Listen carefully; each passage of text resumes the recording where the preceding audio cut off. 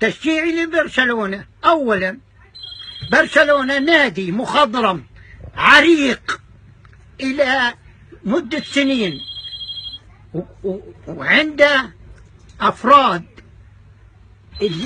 اللعب تبعهم مش لعب عبارة عن قوة جسدية، لا، عندهم تكتكة، وعندهم سياسيا في تحويل الطابة، في تحويل الكرة من وإلى، تقعد 40 تحويلة بتكون معهم الكرة. فميسي لا يعلى عليه لاعب في كل الكرة الأرضية. ميسي اعترف في مارادونا إنه أجود من مارادونا. فأنا من هذا المنطلق، بما إن نادي برشلونة بيمثل الطبقة الكادحة، وأنا من الطبقة الكادحة. أنت من أنت بتشجع برشلونة؟ قبل من ما عرفت برشلونة وأنا بشجع برشلونة، وصار مشاددة كلام بيني وبين المدريديين في المقهى، واستلحت مسكت ال14 وقلت لهم والله اللي بتفلسف له لا لا لا خليه على الكرسي.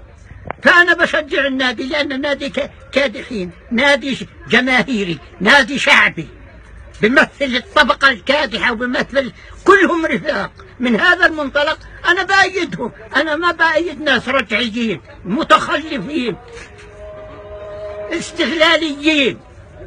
هم هدول تبعين اسبانيا.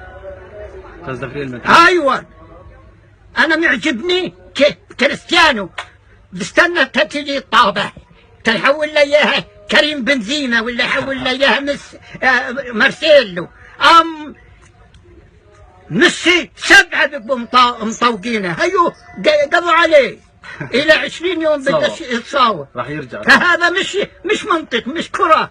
الكرة لازم تكون بهدوء، تكون بتكتكة، مش بقوة العضلات.